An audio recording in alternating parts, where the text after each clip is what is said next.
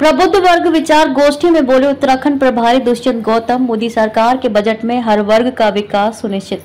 कार्यक्रम में मुख्य वक्ता उत्तराखंड प्रभारी दुष्यंत गौतम ने अपने संबोधन में कहा, देश में तीसरी बार बागडोर नरेंद्र मोदी के हाथ में दी, उसके लिए उत्तराखंड की जनता का आभार, जिन्होंने 5 सीटों को जीतकर संसद में भेजा है। वहीं ये प्रबुद्ध वर्ग के साथ विचार गोष्ठी, जिसमें समाज में अलग अलग क्षेत्रों से जुड़े लोग जो अपने अपने क्षेत्र में विशेष महत्व रखते हैं, उनके साथ संवाद करना, जिसका मुख्य उद्देश्य है कि हमारे देश की सरकार हर वर्ग को साथ लेकर किस प्रकार कार्य कर रही है।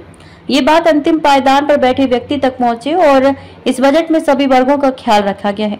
गौतम बोले, जहां एक और देश में झूठ की राजनीति करने वाले, संविधान बदलने के नाम पर झूठी राजनीति करने वाले लोग हैं, तो एक और देश की सेवा में दिन रात कार्य करने वाले नरेंद्र मोदी हैं, जिनको अपनी तीसरी बार देश की कमान सौंपी है।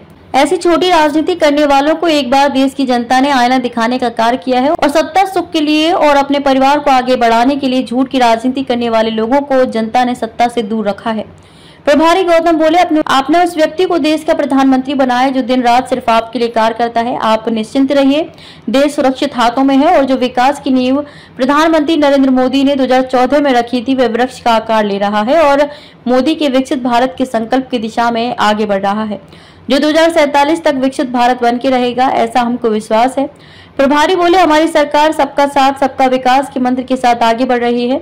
वहीं बात करें, मोदी सरकार अपने हर वादे पर खरा उतरती नजर आई है, तो दूसरी ओर विपक्षी दल अपने परिवार को किस प्रकार राजनीति में स्थापित करें, बस इसी कार्य में लगे हैं और देश में फूट डालो की राजनीति को बढ़ावा देने में लगे हैं। तो दूसरी ओर प्रधानमंत्री मोदी गुलामी के प्रतीकों से छुटकारा दिलाते हुए भारत के गौरवशाली इतिहास की देश के युवाओं के आगे रखा है।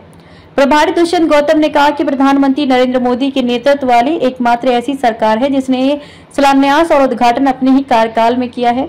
हम सिर्फ घोषणा में विश्वास नहीं करते, हमने काम करके दिखाया है। उन्होंने देश को ही अपना परिवार माना और आज भी मोदी के परिवार के लोग सामान्य जीवन जी रहे हैं, जो दर्शाता है मोदी का परिवार देश की जनता। और हाल ही में आया बजट भी देश की जनता के उज्जवल भविष्य उनको विकास से जोड़ने वाला है। इस बजट में युवाओं को लेकर महिलाओं, किसान, गरीब का खास ख्याल रखा गया है। यह बजट इतिहास बदलने वाला साबित होगा, जो हर व्यक्ति की उम्मीद पर खरा उतरेगा। प्रभारी गौतम ने कहा कि वही बात करें, बजट में उत्तराखंड को भी काफी लाभ मिला है, जिसमें आपदा से निपटने के लिए राशि का प्रावधान हुआ है। साथ ही प्रदेश में हजारों करोड़ की योजना वर्तमान में गतिमान है। निश्चित रूप से ये दशक उत्तराखंड के विकास को गति देने वाला साबित हो रहा है।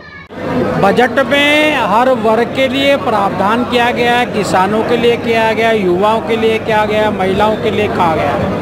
वो सारी योजनाओं को जन जन तक पहुंचाने के लिए 900 जगह ऐसी गोष्ठियां पूरे देश में हो रही हैं, जो मोदी जी के तीसरे कार्यकाल का 11वां बजट है। जो नींव हमने रखी थी एक विकसित भारत की, आत्मनिर्भर भारत की, 5वीं अर्थव्यवस्था तीसरी अर्थव्यवस्था में ले आने की, ऐसे देश का निर्माण जो दासता की गुलामी से मुक्त होगा, विकसित भारत होगा, सैन्य शक्ति से मजबूत होगा, युवाओं को रोजगार मिलेगा, नौकरी मिलेगी, पेंशन मिलेगी और अग्निवीरों के माध्यम से देश को सैन्य सुरक्षा देने का काम किया गया है। ये सारी भावनाओं को जनता तक ले जाने का काम हो रहा है।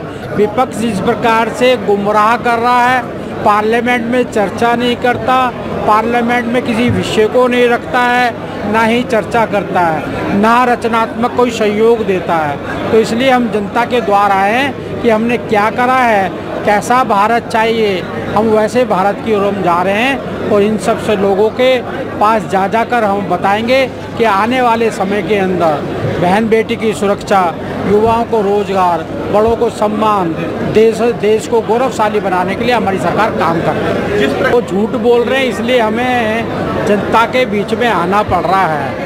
उत्तराखंड के लिए स्पेशल आपदा के लिए अलग से प्रावधान पहली बार आज़ाद भारत के अंदर हुआ है। 1100 करोड़ रुपया इसके लिए रखा गया है। रेलवे का विस्तार हो रहा है, एयरपोर्ट का विस्तार हो रहा है, ऑर्गेनिक खेती के लिए हो रहा है, युवाओं को रोजगार मिले, ऑल वेदर रोड के द्वारा टूरिज्म बढ़ रहा है। ऐसे अनेकों ने प्रावधान जो फंड दिया गया है, स्पेशल उत्तराखंड को भी दिया गया है और सब देशों के लिए।